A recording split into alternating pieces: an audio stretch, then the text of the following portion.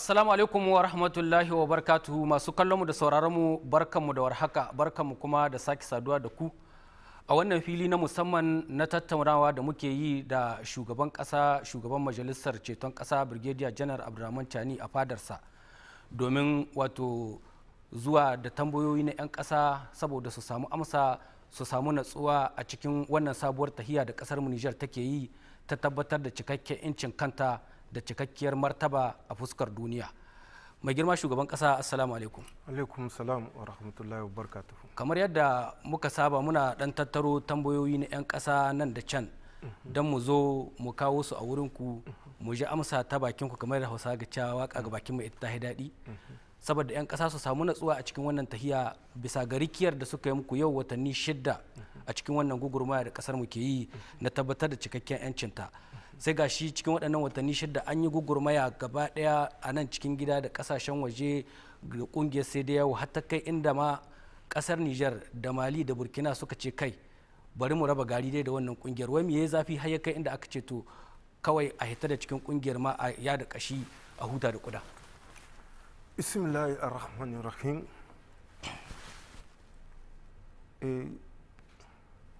Kan na ba da amsa ga wannan tambaya da ka yi mini. Ina unhwani da wannan lokaci in kai ta'aziyata kullum ga 'yan Niger, 'yan ƙasar Niger da 'yan ƙasar IOS waɗanda ta'addancin da an ka ƙirƙiro ya zam ajalinsu. An san Allah ke kashewa amma akwai dalili. Allah mai jin kai mai rahama ya rahamtashe su. Sojawa ne ko farar fulla ne. In kai godiyata ga 'yan ƙasar Niger da sarwa 'yan ƙasar IOS da sun kai tsayin daka sun ka mara ma shugabanninsu baya sun ka ce tahiya wannan da shugabanninsu sun ka zaɓa ita ce sun ka yarda sun ka amince da ita. Ga sojawanmu dare da rana waɗanda ba su kwana ba su hutawa don ƙasanmu ta Niger da ƙasanmu ta IOS gaba ɗai ta komo cikin kwanciyar hankali mu rabu mu ƙare da ta'addanci da ya addabe mu. Ka yi zancen mun hita cikin yawo ko a ce ECOWAS ga masu jin Ingilishi. ECOWAS tana da tarihi. Mu kuma ba jahillan tarihi ba ne. Mun san tarihi.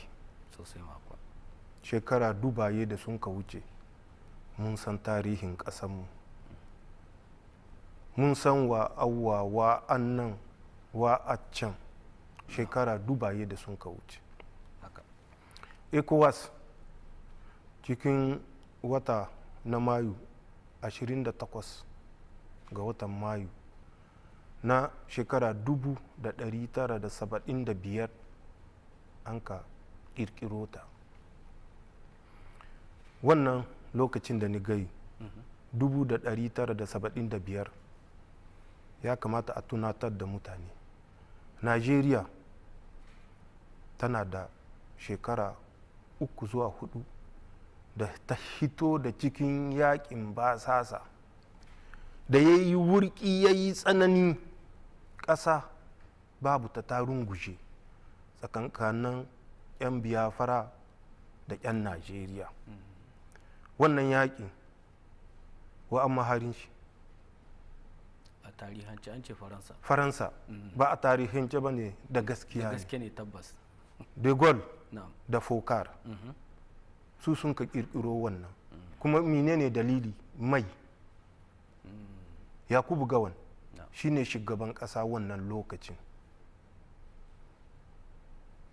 Akwai waɗanda a tare da shi wannan lokacin da sun kai gwagwarmaya har yanzu suna nan raye kamar wanda yake raye su ne tsohon shugaban ƙasa Buhari soja ne a wannan lokacin. Tare da shi aka yi.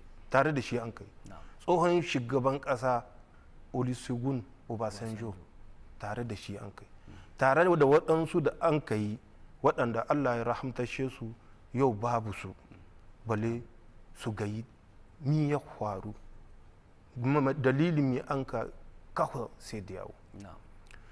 Najeriya tana cikin lalan hali na yakin basasa shekara 3 da ta hita. Shugabannin ƙasashe na Togo, Nyasingbe Eyadema, na Mali, Musa Traore, na Niger, Sani Kunce, da na Burkina Faso, Abubakar Sangule Lami Zana, na Najeriya da kanshi Yakubu Gowon, da na Benin Mathieu Keroku. Duk sojawa ne sun kace Najeriya ya kamata mu kama mata ta tashi. Mutane da ba su san tarihi ba su ne ke cewa Najeriya sa'an nan ita ajaye da waɗannan ƙasashe wanda ya hito da cikin yaƙin basasa da mutum fiye da miliyan 2 sun ka mutu, fiye da miliyan 3 sun bar Najeriya kwata-kwata, ba su Biafra ba su Najeriya, sun ƙetare ƙasashen waje, fiye da miliyan 5 in kai a ce Maiduguri kake ka koma Kebbi, ko wasu sun shigo ma duka sun bar waɗanda miliyan 3 su waɗanda su suna cikin waɗanda sun ka bar Najeriya da Biafra ɗin kwata-kwata sun ka ƙetar iyaka, waɗanda cikin ƙasa guda sun ka sauya mazamni wajen fiye da miliyan 5.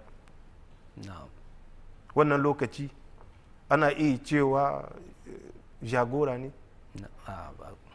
Ƙasashe da sun ka taru da na gaya ma duka sojawa ne ke jagoranci wannan lokaci sun ka ce Najeriya wadda ba mu yarda ba Faransa ta raba ta, ya kamata mu gama ƙarfi da ƙarfe Najeriya ta komo matsayinta na ƙasa guda mai cin gashin kanta.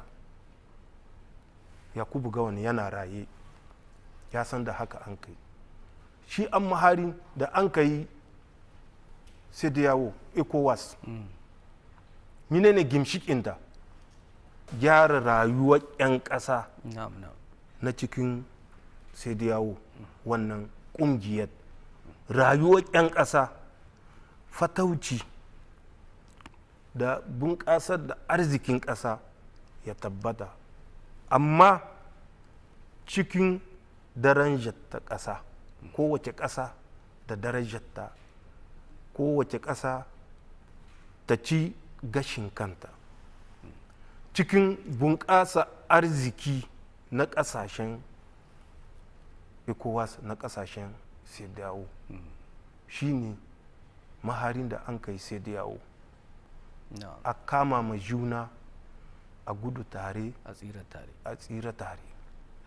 Shi an maharin wannan ECOWAS da an ka ƙirƙiro ta ba don wata ƙasa ta yi wata ƙasa arziki ba ne, kama ma juna ne an kai. Tun da wadda ni gaya ma wanda ya hita da yaƙin basasa shekara 3 ko shekara 4, wani zancen arziki ake yi? 'Yan ƙasa miliyan 3 da waje yaya an ka maido su? Miliyan 5 sun ka bar mahallinsu sun ka koma wani waje, yaushe an ka maido su? Yaushe abin da ya raba an ka samu an ka ciwo kanshi? Kowane ɗan ƙasa ya amince ya zamanto ya san da yanzu ya yarda Nigeria ƙasa guda ce, ba Biafra da Nigeria ba ne, Nigeria guda ce.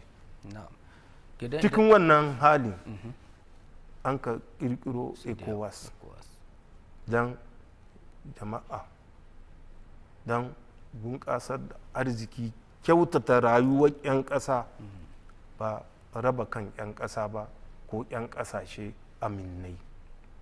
Cikin aminci da girmamawa da daraja an ka ƙirƙiro ECOWAS ko CEDEAO. ana cikin wannan tahiya shi tarihi yana da kyau sosai kuwa. kasan akwai wani babban bango da aka ce ma ga turanci mur du berlin. Mur du berlin wanga lokacin yakin da aka cewa yakin sanyi da ya shigo bayan yakin duniya na biyu da ya kare tsakankanin gabas da yamma. Can turawa ba mu ba, mu ana raba ka da ganwo ne kana ana raba ka da kaya kana naɗa ganwo, shi ya sa mu ciki. In ba haka nan ba can tsakannin turawa ne. Kwana na tara cikin watan Nuwamba wannan na shekara 1989 wannan bangon kowa ya gani an kai ta buga shi sai da an ka rusa shi, kowa yana ɗaukar ɗan guntu ya kai gida ya yi tarihi. Faransa da ta ga wannan sai ta ga ta yi sabbin aminai. Na gaya ma Faransa ita umma ba isa yakin ba sasa na Najeriya ba. Yanzu ta ga wannan sai ta ga kamar ta yi sabbin kawaye ko me ake cewa nata na kusanta. Kasashen da bangon wannan da ya karye an tsammanin kasashen nan za su zowa su taru can tsakankanin su nasaru. Kuna tune da wani jawabi na tsohon shugaban ƙasar Faransa da aka ce ma Mitterrand da ya yi shekara 1919 wanda aka ce ma discours de la Bolle. Wannan an yi shi 1919 garin da aka ce ma la Bolle. Ya tattara shugaban ƙasar Afirka 35 ya ce musu to da kirari da muke yi shine aminci da cuɗayar juna. Yanzu sabon kirari sabon taka shine demokrasi da bunƙasa arziki. Wannan duka magana ce, manuha na baya. Dodon bango ne an kai mu. Dodon bango ne an kai ma jama'a. Akwai manuha. Ya yi shi in ce ma 1919 la Bolle. Shugabanninmu da sun kashe ƙasa 35 sun ka saurara kamar ka tara ɗiyanka ka yi musu wa'azi ka ce musu daga yau ga wadda nike son in gani yana faruwa cikin gidana. In ƙarfe 10 ta yi ban son in ga yaro ko guda waje. Haka an kai mu shugabannin ƙasarmu sun ka ɗauko wannan umurni da shi Mitterrand ya ba su. Sun ka zo yanzu an samu wani sabon tsari wanda aka ce ma demokrasi da parti su yadu. Shine zai kawo muna alheri, shine zai kawo muna cigaba. Cigaban da ba mun kai nazari ba, mun kai lissahi, mun ka san mahita. Faransa ne ke kiran mu can ta ce muna ga hanyar da za ku biya ku samu mahita. Ai hankali hanji ne, na gaye shi ɗazu. Komi yawan shi cikin ciki yake karewa. In ka ga hanji waje to ta ɓaci. Ta ɓaci. Wannan abun mutanenmu sun ka ɗauko shi kamar zancen Kur'ani. Sun ka zo ƙasashenmu da na sani duk masu yaran Faransa. Renon Faransa dai dukansu. Duka yan renon Faransa sun ka zo. Ba a yi wata 8 ba, wata 7 da kwana 10 an ka fara conference national ko ina muna da wannan labari. Kucece ya tashi haka. An ka ce to yanzu a buɗe parti su yi yawa. Yana da kyau parti su yi yawa, amma mu na ce ba jahilan tarihi ba ne. Mun parti masu yawa mun daɗe da mun ka wuce wannan matsayin. Tun da ƙasashenmu na afirka ko niger da na sani fiye da shekara 2000 muna cikin milki na fahimtar juna. Ba labol ba ce ko miteran ne zai gaya muna, amma wannan lokaci mutane sai sun ka ɗauka ƙasa guda ba su yi miliyan 10 ba, sai ka yi parti sun kai 150 parti 200 masu ɗan lissahi ne sun ka maido shi parti 50-70 cikin ƙasa guda. Nuhinsu ƙasashenmu su wargaje, tunda sun san akwai wasu ƙasashe da adda ƙabila fiye da 200 fiye da 300, ko da mu Niger ba su yi ƙabila 10 ba. Nuhinsu su wargaje ƙasashe ne, ba zancen demokarasi ko ci gaban ƙasashenmu ba ne. Wannan dodori ne kawai, kwaskwarima ce kawai, kwanar da 'yan ƙasa ne. An kai wannan ba su ci nasara ba, haƙonsu bai cimma ruwa ba. Mi sun kai yanzu cikin sai da yawo ɗin da ka yi zance ecowas, sai an ka ce to ga sabuwar doka, ita ce doka ta siyasa, ku sata. Da kun ce sai da yawo don a ɗaga rayuwar 'yan ƙasa cikin ni'ima, a yi zanka cuɗayyar juna cikin daraja da mutuntawa, arziki a bunƙasar da shi. Yanzu wanda sun ka ce ma declaration de principe politique, kamar duk abin da ya shahi siyasa a sa shi cikin tsarin ecowas, tsarin sai da yawo. Wannan an yi shi Julai 6 ga wata na 1991 a ƙasar Najeriya, taro na 14 da an kai na ecowas a Abuja. Wannan ya wuce, an ka ce kuma ya kamata shekara 8 bayan wannan mataki na biyun, an ka ce a ƙara wani mataki, shine mai dama inda an bi shi. Da ba mu kai wa wurin tambayar ga da ka yi mini inda an bi shi. Yaya ko akwai matsala ya kamata a bi cikin ruwan sanyi a cimma ciwo kan ƙasa da ƙasa masu matsala, ko cikin ƙasa 'yan ƙasa da ƙasa da ke fuskantar matsala, a samu a sulhunta shi. Wannan lome an ka yi shi 10 ga watan Disamba na 1999. An ka ja gaba shekara biyu, an ka ce yanzu a ƙara kuma kwaskwarima. An ka yi shi a ƙasar Dakar 21 ga wata na Disamba 2001 a Dakar. Shine aka ce ma bonne gouvernance et démocratie. Ka ji ƙari na 3 ce nan da an kai. To tun ƙarin fari, inda mun yi lissahi mun san menene attahi baya, da bata kai mu ba yau cikin halin da muke. Abin da an kai don a kyautata rayuwar 'yan ƙasa, don arziki ya bunƙasa ƙasashe cikin darajanta juna, sai mu kwana mu tashi wata ƙasa da accan wadda ta biɗi ta wargaje Najeriya cikin shekara 1967. Ta biɗi ta wargaje Najeriya saboda man fetur. Wannan ƙasar ita ce za ta ce muna ga mafita, inda muna da nazari mu bi hanyarta ba shi yiwa. To sai mun ka bi hanya wannan.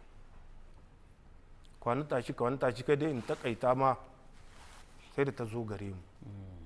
Niger mun shiga lalan hali, inda yakin ta'addanci da iko mai milki wannan lokacin kowa ya sani shi ya yi mai goyon baya, shi ya ƙirƙiro shi kuma don faransa ta cimma haƙonta, ta cimma gurinta.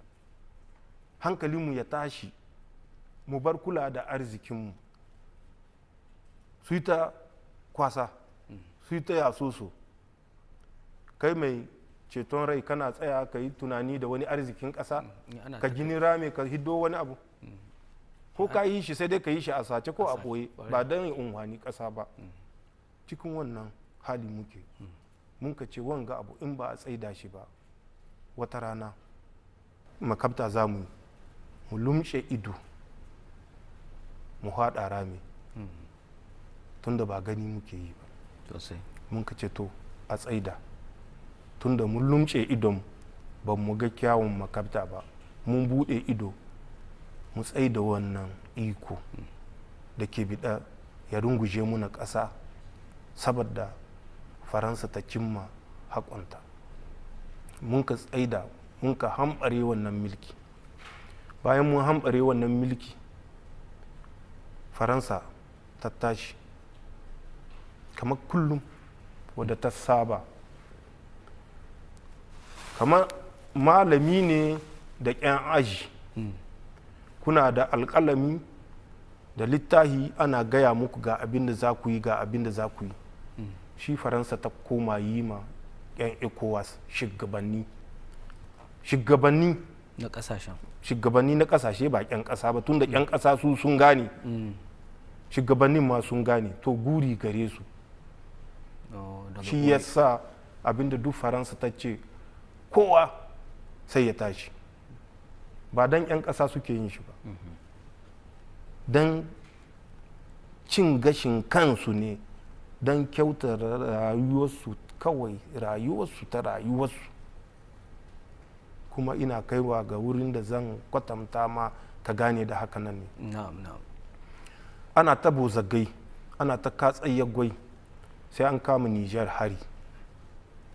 Dibiwa ƙungiyar da mun ka ƙirƙira don a kyautata rayuwar 'yan ƙasa, arziki ya bunƙasa cikin darajantawa ƙasashe da mutunci da aminci, sai ta zamanto ita ce, tun da faransa ta ce a kai ma Niger yaƙi, faransa ita ba ta iya tasowa, tun da in ta hi ƙarhin Niger ko tana tsammanin ta hi ƙarhin Niger, akwai ƙasashen da sun kahi ƙarhinta da ba su yarda ta kai ma Niger hari.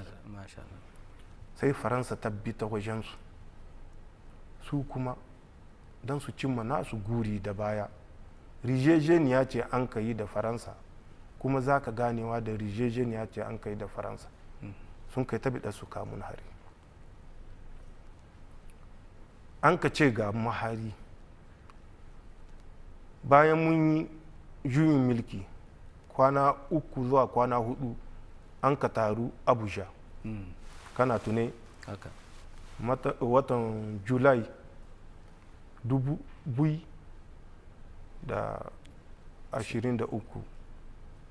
30 ga watan Julai an ka ce a samu na takunkumi mai tsanani, wanda na taɓa gaya ma shi nan wuri. Iska inda suna da hanyar da za su hana mana iska mu sheɗa mu mutu duka, da sun yi shi sosai kuwa. To iska na Allah ne, ɗan adam bai da umarnin da zai ba iska ya shigo Niger ko kai ya shigo Niger. 'Yan ƙasa ma, 'yan ƙasashen waɗannan mutanen, shugabannin nan ba su da umarnin da za su ba su bi, tunda alaƙanmu ba ta jiya bace, ba ta shekaran jiya bace, alaƙa ce ta shekara dubaye da dubaye. Sun kai ta katsa yaggwai, an ka aza muna sai kun cika kaza, sai kun cika kaza, duk mun ka amince. Kuna tune da 8 ga watan Desamba sai da na tahi Togo, birnin Lome, na ga shugaban ƙasa wanda an ka sa shi ne wanda ya jagoranci tattaunawa da baya da za a yi, tu da sun gane kuskurensu, yanzu a tattauna.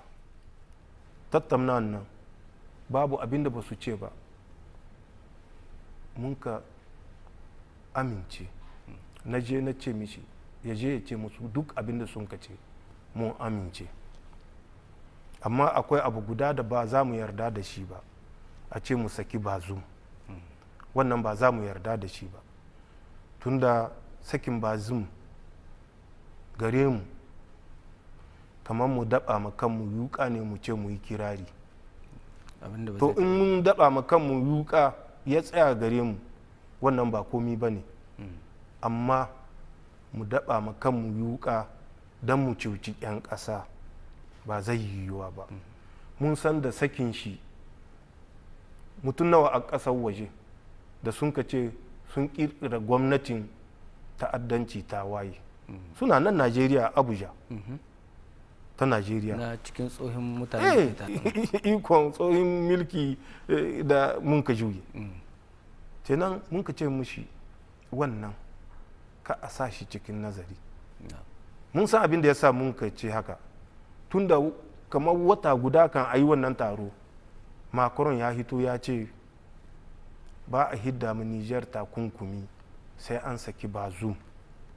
Ni kuma dan ya tai da wannan amsar tamu, in an ce ma wata guda ne mun yarda za mu yi, amma sakin bazum bai taso ba, tun da sakin bazum cin amana ƙasa ne, cin amana 'yan ƙasa ne da sun ka yarda da mu, sun ka goya muna baya. Da sun ka tai abinda Macron ya ce kamar kullum, tun da Faransa ce ke cewa a yi a bari a bari, su yi su bari ba mu ba, don mu tun 26 ga watan Julai mun hita wannan sahu, kuma insha Allahu ba za mu koma cikin shi ba. Kan mage ya riga ya waye, babu mai maida mu cikin karhi ko cikin duhu, wannan ya wuce.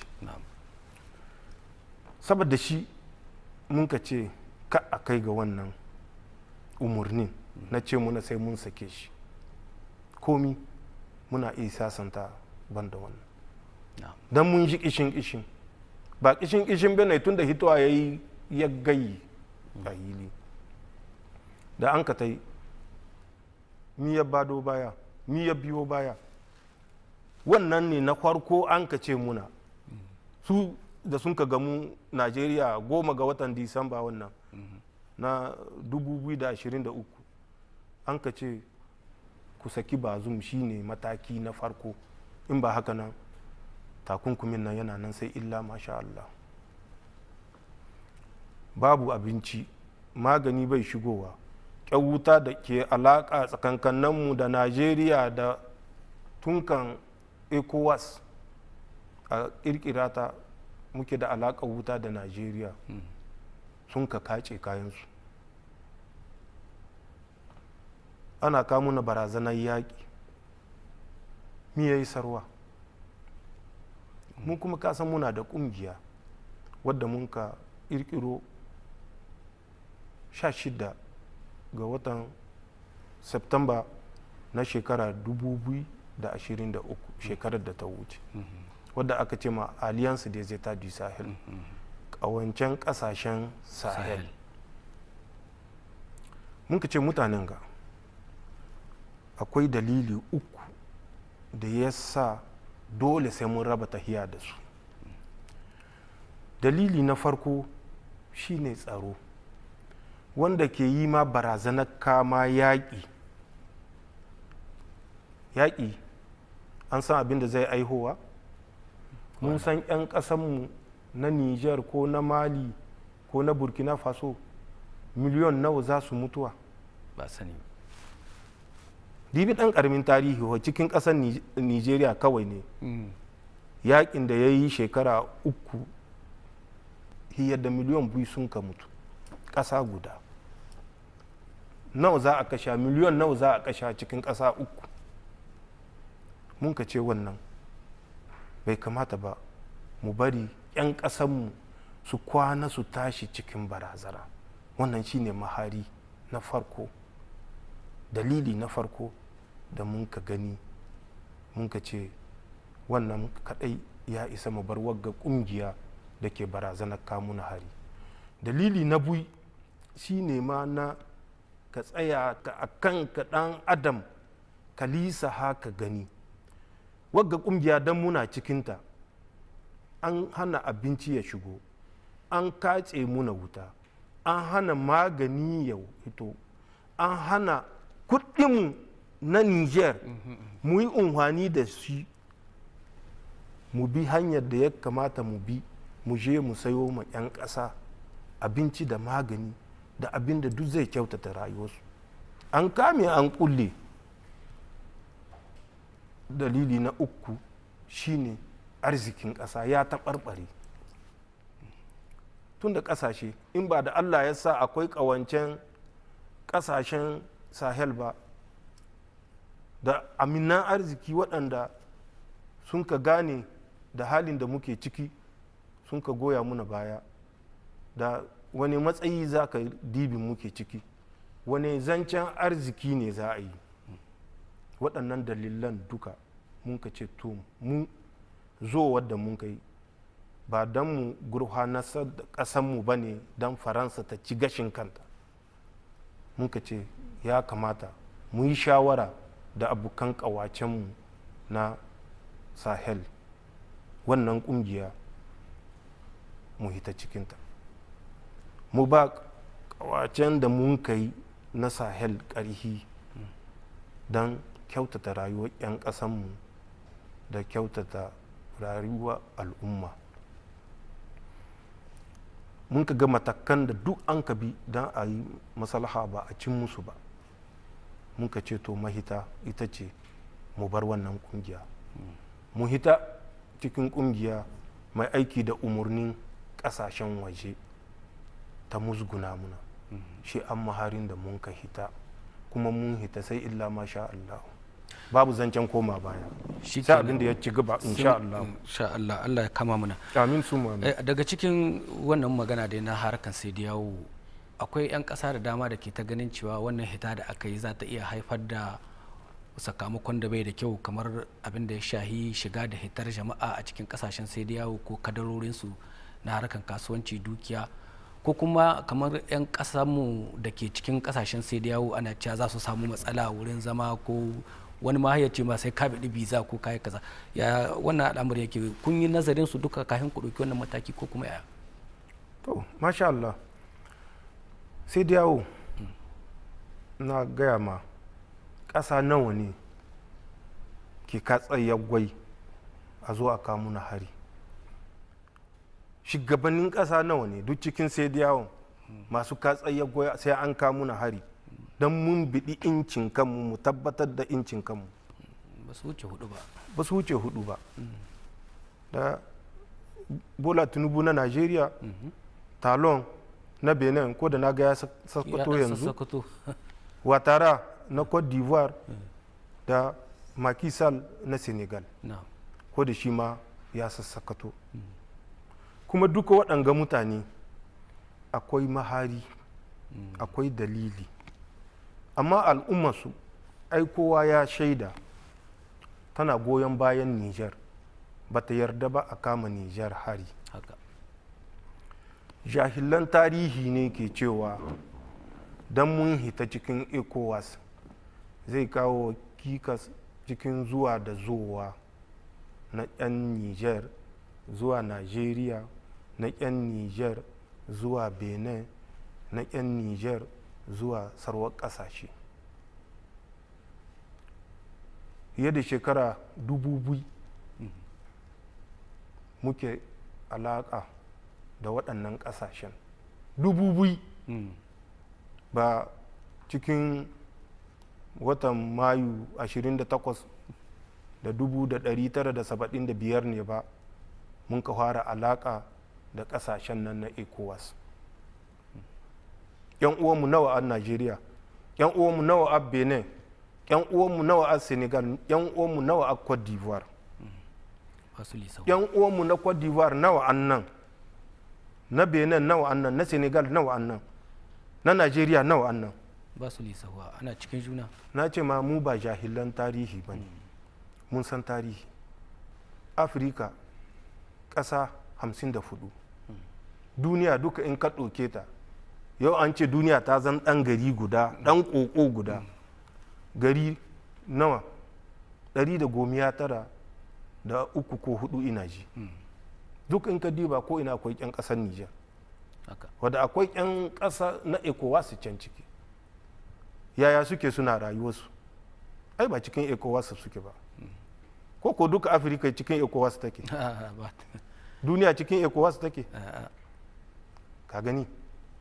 Kuma akwai 'yan ƙasarmu suna rayuwa ta wadata, gashi nan har taimako suke kamuna da sun ka ga takunkumin da an ka samu.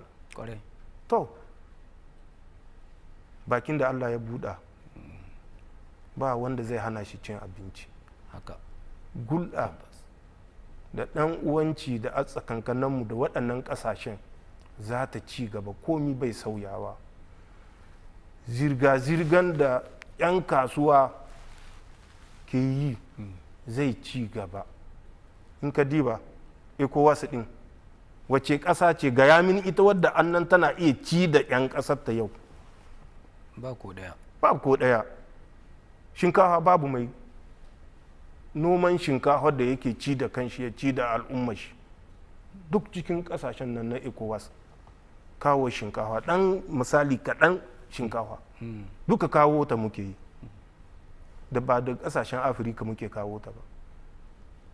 Ko Indiya Afirka ne?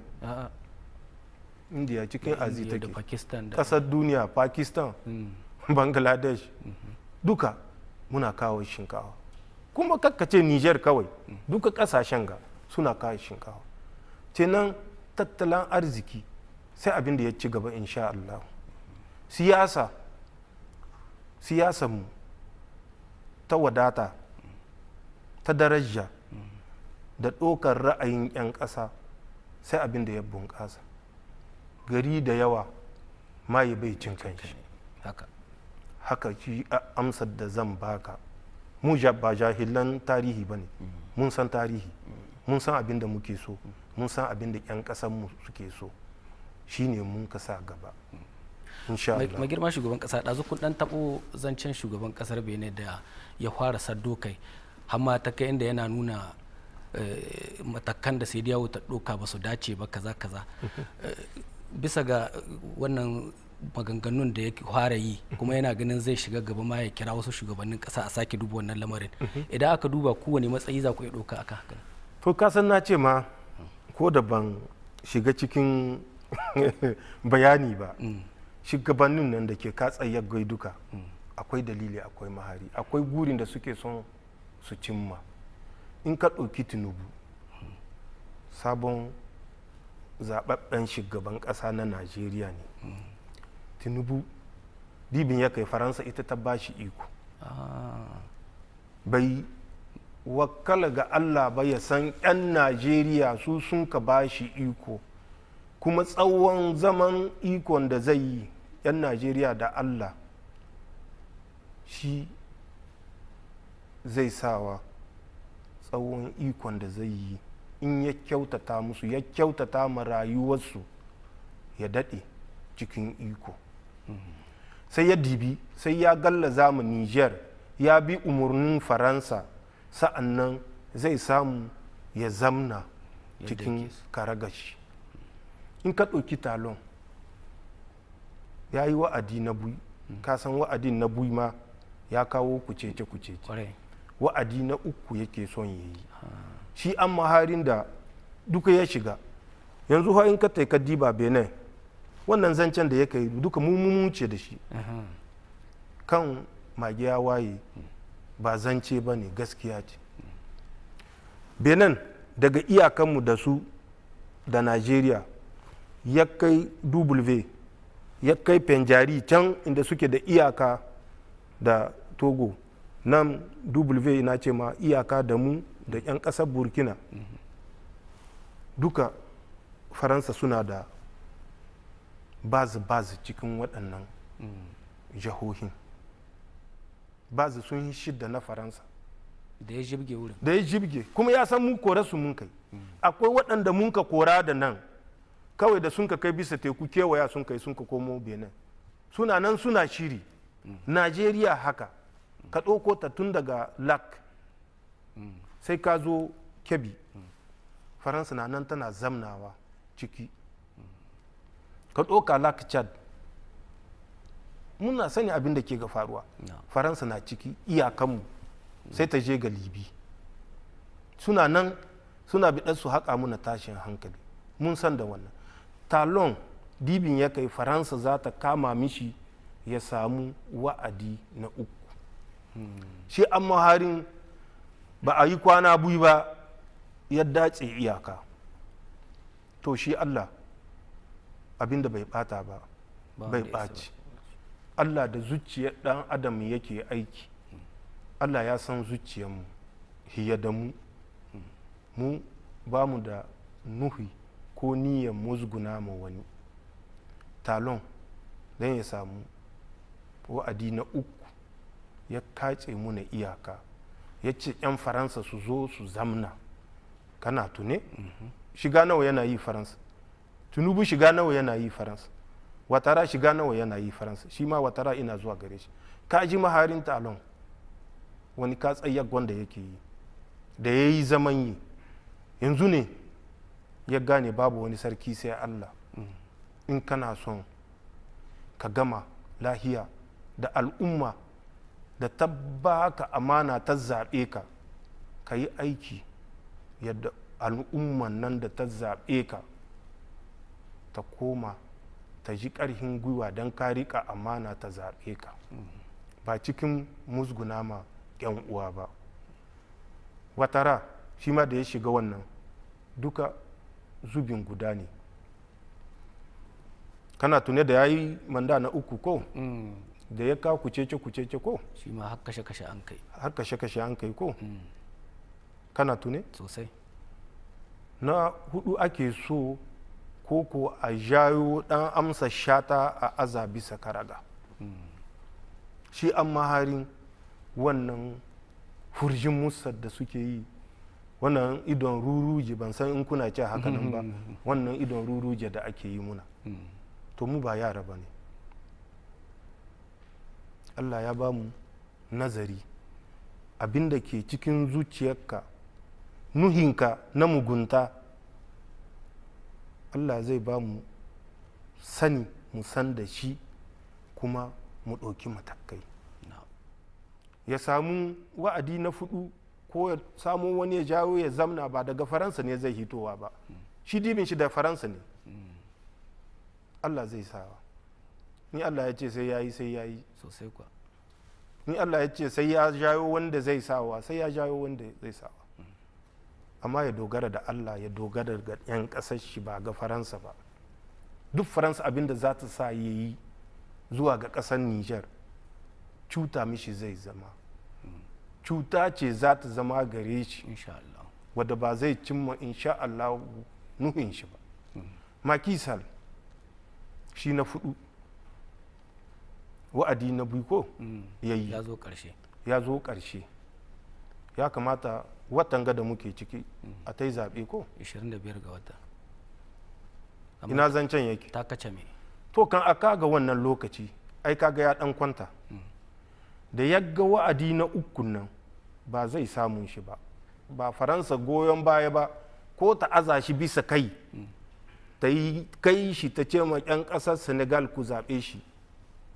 Da ya ga ba zai yiwuwa ba, tun da 'yan ƙasar Senegal sun kace ba za su karye ma ƙa'idan ƙasarsu baya ba don son ran mutum guda, sai ya ɗan kwanta. In ka gani ai ya bar zancen, ya bar zance, mu mun bar ma zancen shi. Sai shekaran jiya da ya hito ya ce zaɓe da akwai mai zuwa 25 da watan gada muke ciki an ɗaga shi. Ni ya biyo baya, shi ma an yi ta kashe-kashe. Duk al'amarin ɗan adam ya ce Allah, ce Allah ka ƙare. In ka ce Allah, in dai da zuciya guda ne, da zuciyar kyautatawa, da zuciyar alheri, da zuciyar gaskiya, Allah yana karɓa ma. Insha Allah. Shi a maharin wannan furjin musa da kaga waɗannan shugabanni ke yi ma ƙasarmu Niger, shi an maharin da wannan koma da bayan da talon ke yi. Mu mun san abin da a baya in yana son mu sasanta 'yan ƙasar faransa da a cikin ƙasar shi da sun ka hita Niger sun ka kewaya sun ka tai can sun ka aje kaya sun ka yi shinhiɗa suna nan yau cikin Niger ɗin ga akwai mutanensu da suke nan suna kira don su samu su cuta muna. Najeriya sun yi muna zobe, cikin lak sun yi muna zobe har iyaka ga Libi. To mu mun ce Allah, mun riga shi mun ce Allah, kuma ba mu da jikara ga abin da zai biyo a baya insha Allah. Allah ya taimake mu. Amin sun amin. Mai girma shugaban kasa a kan shi wannan zance yanzu tunda mun riga mun hita ko riga kun ce babu wani zancen dawowa sun yi wura ta kuri in ji almajirai.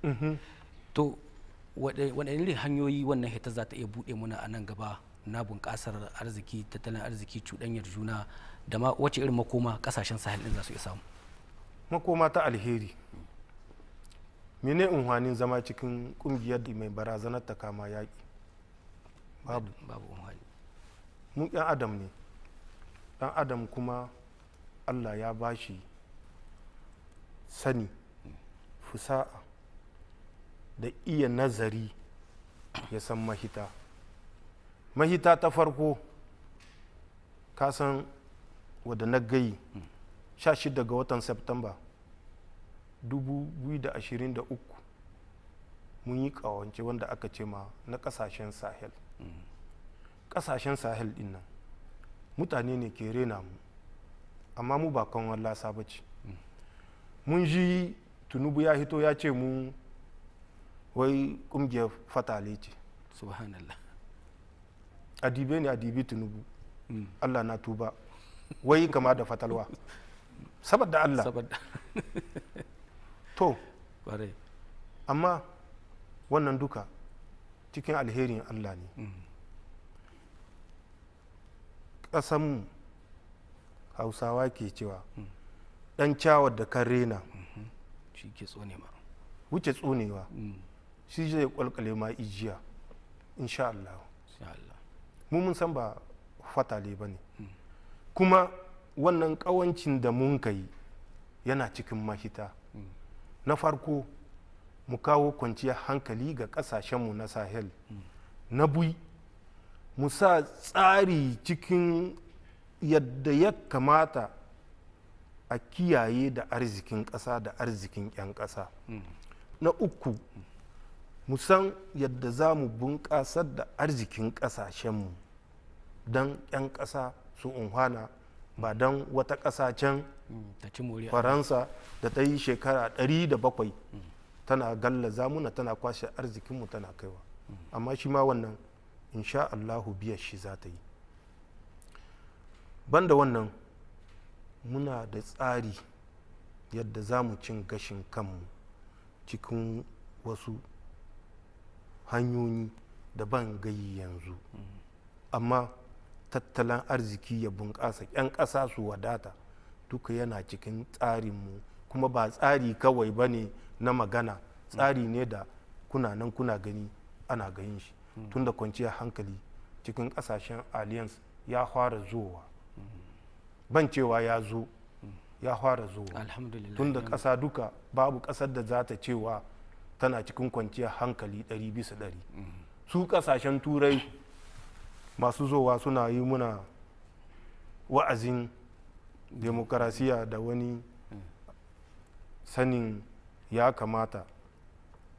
Ba a nan gagayi ne, ini duka dubaye ne suke nan suna mutuwa cikin ƙasashen nan. Tsakankanansu dubaye ni na san abin da nake gai kenan suna mutuwa. To mu Allah ke son mu insha Allahu hita za mu yi. Muna nan muna sabon ƙawantaka da sarwar ƙasashe. Kun gani ku shaidu ko 'yan ƙasa shaidu wannan duk yana cikin mahita. Kenan sai in tsaida in ce bisa kai ga tsaro mun biɗi mahita cikin ƙungiyar da mun kai ta alliance du sahel da ba ƙungiyar fatale ba ce, ƙungiyar masu ilimi ce waɗanda sun kasan manuha, sun san inda za su. Cikin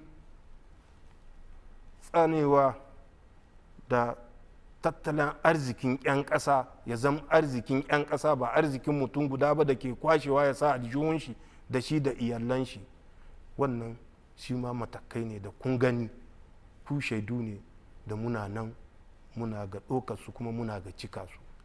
Bunƙasar da arzikinmu wanda Allah ya bamu na cikin ƙasa da na noma muna nan bisa kai gare shi, shi ke kawo ma waɗanda mun ka hana ma cuta ma 'yan ƙasa ke kucece suna barazana.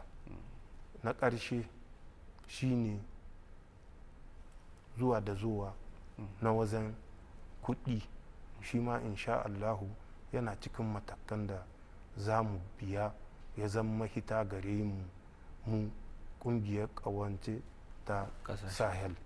Insha Allah.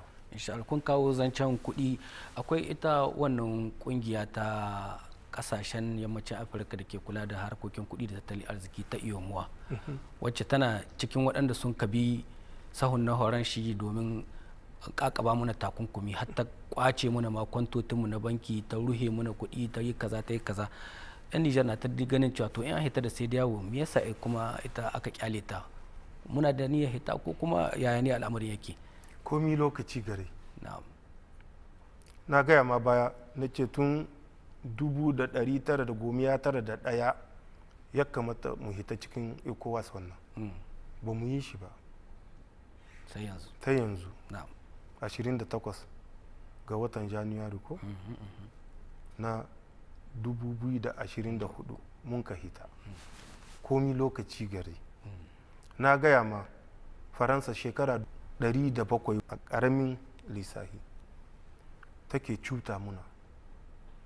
Na ce bashin da ta ɗoka na ƙasashenmu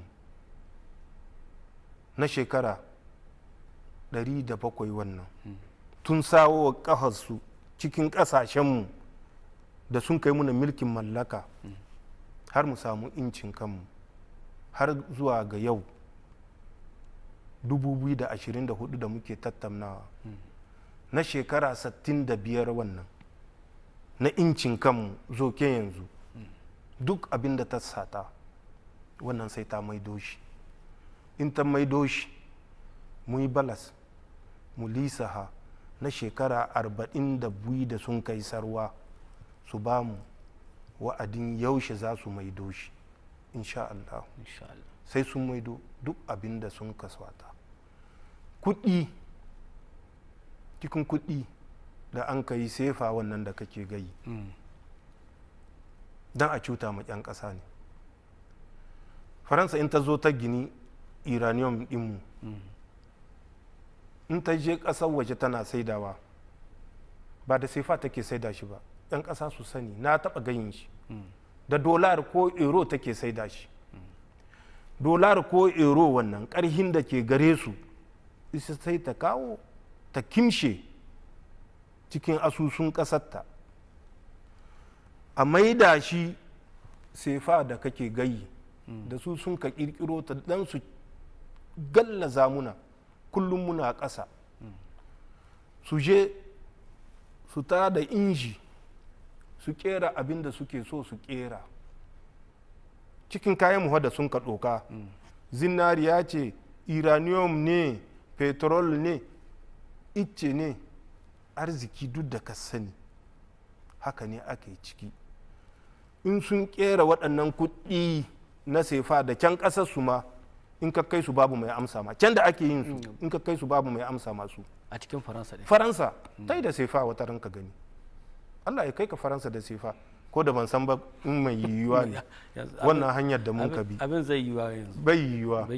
To waɗanda a can tare da su ai kama wani sefa ka ce ya tai banki ta Faransa ya samo ma euro kana son ka yi ajiya ka gani ba za su karba ba. A wani karba kana ganin shi ɗarme an ce ko dan ta'adda ne ko wani mahaukaci ne ya zo ya yi ma ma'aikatan bankin faransa barazana don ya kawo arzikin da su ne ke yi.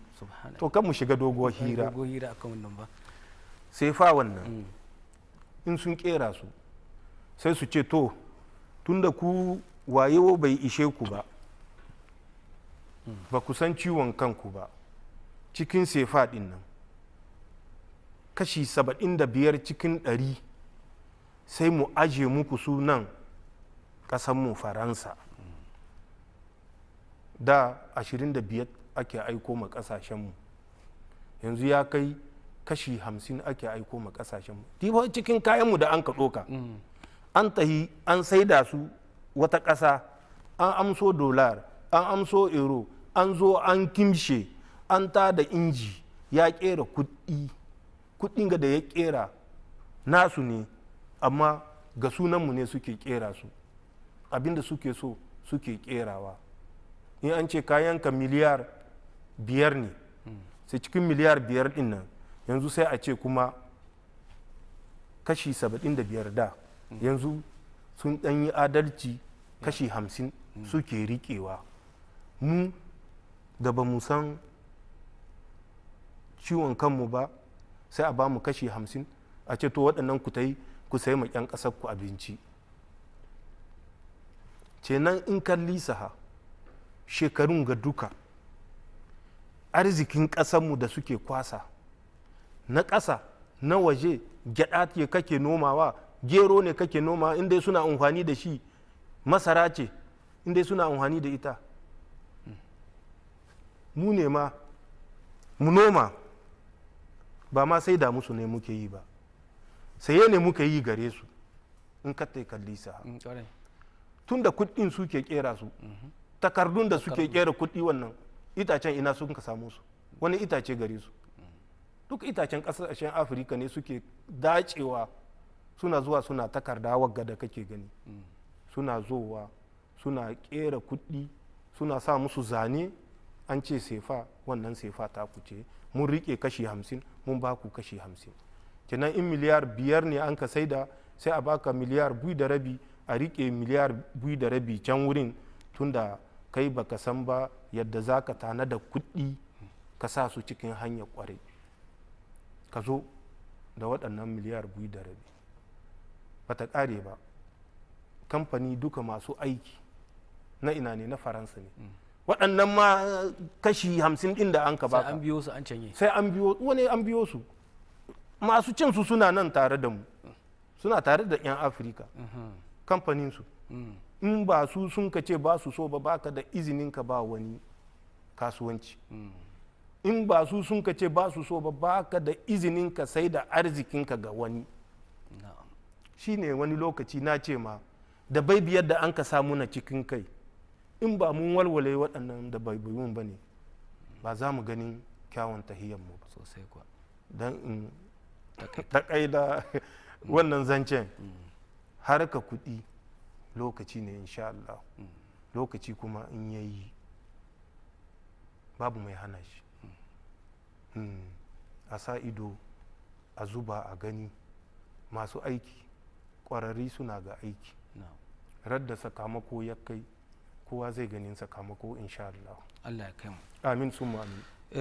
Mai girma shugaban kasa, daga cikin irin abubuwan da ke zuwa su dawo yanzu na labaran yau da kullum, 'yan kasa da dama suna ganin cewa a cikin watan janairun da ya gabata firayim ministan kasar mu mai girma Ali Muhammad Lamin Zan tare da wata tawaga sun gudanar da waɗansu ziyarce-ziyarce a Rasha, a Turkiya, a Iran da dai wasu ƙasashe. Menene ma'anan wannan rangadin kuma wani irin sakamako ya haifar? Wadan ai masha Allah ba sabon abu ba ne. Ƙasashen nan tun da mun ka samu incin kanmu akwai ƙawance tsakankaninmu, sai dai wannan lokacin har mu iko an hana shugabanninmu su tsaya su yi alaƙa, su yi hulɗa da 'yan uwayensu na musulunci ko 'yan uwayensu na arziki. Tunda in ka ɗauki Iran da Turki addini guda gare mu, a yawance ko an hana mu alaƙa da waɗannan ƙasashen. In ka ɗauki rasha, muna da alaƙa da rasha tun daɗewa, amma tun da alaƙanmu da rasha ba ta gyara 'yan ƙasar faransa, ba ta gyara faransa, kwata-kwata an ka hana muna alaƙa da su. Kuma abin mamaki kuma sai mun ka yarda da wannan.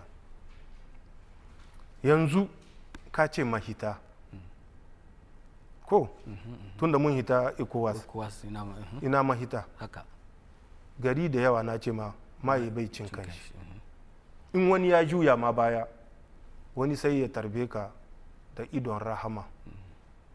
Kai ne ya kamata ka san ciwon kanka, ka san bukatar 'yan ƙasarka, ka san da tattauna da duk za a yi cikin ƙawance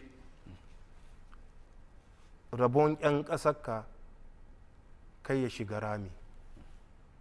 Shi an maharin wannan yawon da ka gani tahiya da sun kai ta sada zumunci yana cikin bidan mahita. Ƙasashen da duk sun ka yarda su yi gulɗa da mu cikin darajantawa da mutunci da sanin ta kamata ko ya kamata mu yi alaƙa da waɗannan ƙasashe don unhanin 'yan ƙasanmu, don unhaninmu mu duka, mu da waɗannan ƙasashen. Ramin da wani ya ruhe in yana dibin ita ce rijiyar da kake shan ruwa, wani tare da shi sai ku gina sabuwar rijiya da ba sai ka sa waski ba, ka san waski ko? Sai ka sa ka jayo kan famfo ne za ka buɗe ka kwashi ruwa ka tai. Bai yi alheri ba bisa kai ga wanda sai ka sa waski cikin rijiya ka jayo ruwa. Nan kan famfo ne za ka buɗewa. In an ce ma ka zaɓa wani waje za ka zaɓa. Mai sauƙi ya hi ko? Ku dai da ka san da har yau akwai 'yan ƙasar Niger waɗanda zuwa su ɗauko ruwa sai su haɗa rijiya su mutu. Wannan wani adalci ne mun kai ma ƙasa. Wurin biɗar ruwa a kama uwaye su sha, yara sai su haɗa rijiya. Wasu 'yan lakwal ne. Wani ta yi ɗaukomin ruwa kan lakwal ke tashi da ya ta yi rijiya wata ake yi. To cikin wannan muna ƙara lumshe ido mu bari ana ta cuta muna ga waɗanda mun san in mun yi alaƙa da su mun yi kishin zuce muna hidda ƙasashenmu, don mi ba za mu tahiya wajensu ba. Tahiya za mu yi wajensu mu yi alaƙa wadda za ta hidda mu insha Allah. Allah ya taimaka mu. Amin sun amin. Akwai zancen zinariya mai girma shugaban ƙasa, zance da ke yawo a yanar gizo da fadodi da ko ina ana cewa ana ga hidda zinariyar Nijar ba kan ka'ida ba. Waɗansu suna caɓarau ne hanya ake bi, inda ma an ka kama waɗansu wai kilo 1,400 na zinariya a ƙasar Habasha. Wasu na ganin cewa yalla ma akwai hannun majalisar ceton ƙasa ciki tunda an yi shiru ba a ce komai ba. Me za ku ce game da wannan zancen da ke ta yayata? To ka san Hausawa mun ce hankali hanji ne. Komi yawan shi, komi tsawon shi a cikin ciki yake karewa. In an ce hankali an kare magana sosai kuwa. Ton guda da 500 ga waɗanda sun ka sani ha sun ka shaida, Allah ya tsaida su ranar shaidu. Mu ba wanda ya shaida Allah ya tsaida shi ranar shaidu. Ton guda da kilo 578 ɗiyan gujiya ne da ke ƙare a cikin aljihu. Ba zai ba. Ton guda na zinariya da kilo 578 cikin masu hankali ne waɗanda sun ka tsaye da haka nan. Wasu ta sun kai ton 23 aka yi ta da su fi sabilillah. Zomo ne yana hira da kura, sai kura ta ce mai kai wallahi yi waga ta jiya har yanzu bata hitar gare ni ba. Ta ce jiya ko ka san ha, ita kura hake ce ma zomo, jiya ko ka san ha har sahe da mu da su awaki su tumaki muke nan muna wasa zo mu sai da ya yi ɗan nisa sai ya ce kura diba niki gani kunnuwan ganawa suna da girma amma kake tsammanin magana duka ke shiga ta kama kwakwalwata kura ke za ki ce mini tsohuwan yin wagga da ke tare da ki jiya kin yi wasa da su awaki da su tumaki har sahe duk kina da wannan yunwa kuma baki taba ko guda sai kekewa da dariya kuke yi ka san kekewa ko to zomo ya ce ta dibe shi tabbata ne yana da manyan kunnuwa amma ba zan ce duka ke shiga ciki ba to shine wannan karamar amsar da zan baka ton na biyar ton har 23 ko a ɗauke shi lisahin waɗanda sun kai hankali sun ka ce ton guda da 500 kilo da 78 an kama su habasha kai ka gansu a labari da ake ta bada labarin wane ne ya rubuta wannan wasiƙa baka gan shi ba ko ni ban ga wasiƙa to suna cikin waɗanda sun ka gudu nan wurin da mun ka ɗauki milki 26 watan julai mun tardo abinda ake yi bisa kai ga hilin zinariya waɗanda an ka ba izini ko su yi bida ko su tona 356 wannan waɗanda aka ce ma semi mekanize 356 waɗanda aka ce ma artisanal na gargajiya wannan 93 in ka taika diba izini waɗanda an ka ba izini su biɗi zinariya su tatsi zinariya Niger wajen 440 da yan ɗiya in ka taika diba duka ƙasa mi ta samu mun hita cikin talaucin da muke ciki mun hita cikin meƙa ma wani hannu mu samu mu biya albashin 'yan ƙasanmu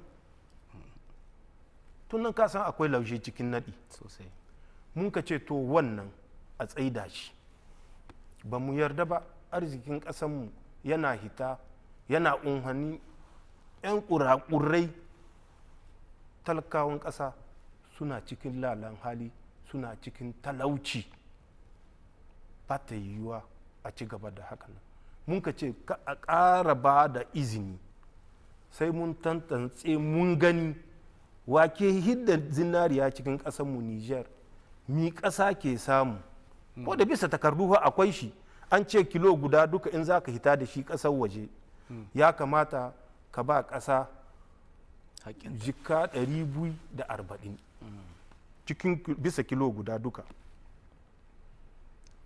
ikon da mun ka juye yana cikin gina zinariya mun san da wannan yana cikin dukansu mun san kowa inda yake da gidan zinariya a tai minister da min shi ke ba da izini wani bi a laɓe ga sabara a halbi barewa suke yi sai a tura malam bizo in ce malam bizo ta yi da sunana ga kuɗi ka ta ga minister da min a baka takardu na ginar zinariya na kasuwancin zinariya ni ne a bayan ka sai in tura ka in an ta yi ai ba a ganin sunana sunanka ake gani to shi ne sun kai ta yi amma da an zurfa bincike haba mun zurfa shi kuma mun gan shi mun san su gudansu masu harkar zinariya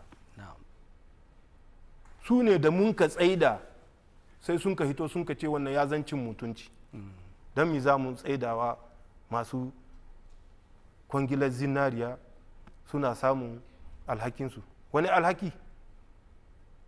alhaki ko cin amana to mun ka ce a tsaida shi mun ka tsaida mun ka ce sai mun sake tsari wada in an ce ka gina mun tabbatar da akwai tsaro mun tabbatar da akwai ma'aikatan ƙasa tare da kai waɗanda za su hidowa alhakin ƙasa cikin abin da duka hito na zinariya shi ne laihinmu kenan da bai musu daɗi ba sai suka bai musu daɗi ba sun ka shiga suna ta rubuta abin da suke so. Kuna tune kwanakin baya da mun ka gani minista min wannan akwai waɗansu da an ka ce su biɗa, mun ka ce waɗannan takardu a goge su tunda ban mu ƙare tsarawa wannan ɓangare na zinariya ba. Gwamnati bai sa mutane ba har yanzu ya ƙare, yana ga sawa bai sa ba ya ƙare wadda ido gwamnati suna bisa rijiyar zinariya duka, wadda in ka hiddo zinariya ka ɗauki naka rabo, ƙasa ta samu nata rabo ya unhwani 'yan ƙasa, ba ya unhwane ka kai kaɗai ba don kana iko kana iya ka mirɗa ka zana ka san yadda za ka yi ka hidda zinariya ƙasar waje. Mun ka tsaye da hidda zinariya ƙasar waje. Ma'aikata waɗanda a hilan jirgi akwai masu shekara 20, akwai masu shekara 10, akwai masu shekara 5, akwai masu shekara 2, akwai waɗanda ba su kai wannan lokaci ba. Mun ka ce a sauya, duk yana cikin tsari, amma sai ka ga mutane suna hitowa suna cakula komi da komi. Saboda Allah mi Allahin mutum da ya yi shekara 20 a ce a hidda shi a sa wani, tun da wanda ya yi karatun wani da za a sawa shi ma ya yi wannan karatu. Wanda ya yi shekara 10 mi Allahi mu cikin tsarinmu ne fa. Mutanen ga duka da an ka hidda da kake jin kucece wannan duka jami'in tsaro ne, daga gendarma sai police sai duwan, su ne an ka sauya kuma waɗanda sun kai wanga lokaci mi an na kucece fi su billahi ciki tsari ne ko a gwamnati tance ma ba ana sake wa ma'aikata wuri in ba a sauya muna nan haka ne, ka gani ko na'am to haka ne. Mutane su san da mu amana da mun ka ɗauka da mu da 'yan ƙasa, Allah ne mun ka ɗauka shaidu mun wuce wannan wurin. Allah mun ka ɗauka shaidu da mun ka ɗauki Allah shaidu ba kuma ba cikin minahici ba ne.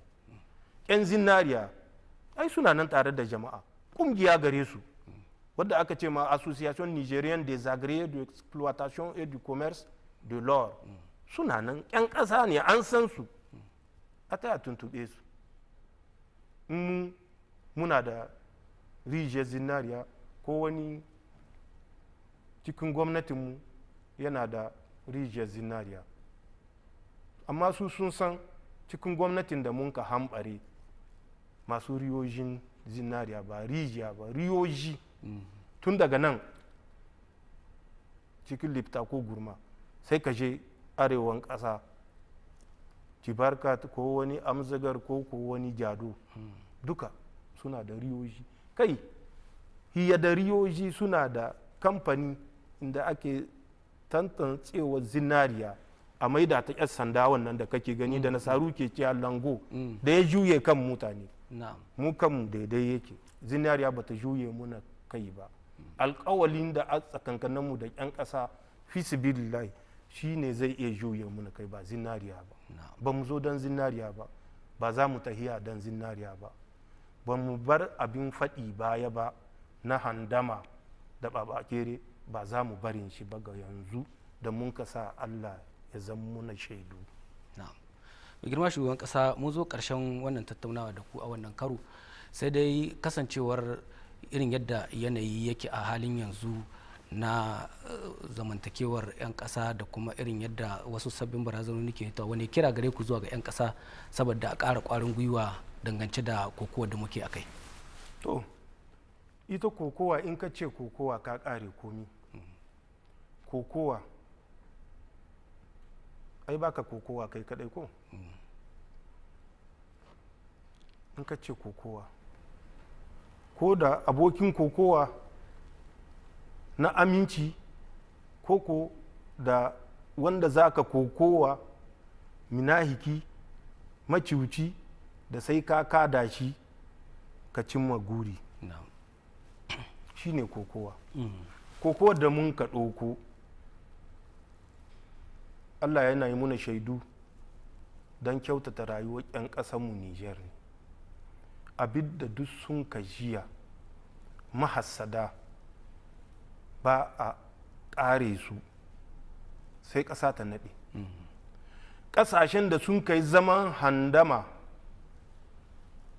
kwasa kayan ƙasa kamar wadda ni gaya ma suna zuwa suna abinda suke so, suna kyautata rayuwarsu 'yan ƙasanmu na cikin walaƙaici da talauci, ba za su bari ba tunda sun ka ga hanyar gada mun ka biyo hanya ce ta ceton ƙasa, ta fidda arzikin ƙasa ya unhwani 'yan ƙasa. Mutanen nan mun san da ba za su bari mu ba mu cimma wannan guri, amma Allah yana muni shaidu, Allah yana tare da mu tunda 'yan ƙasa na tare da mu, sun mara muna baya. Ba za mu kumya ba, ba za mu gazawa ba kuma. Ina baka wani ɗan kwatamce don ka san da mutane masu kwana su tashi da kwana.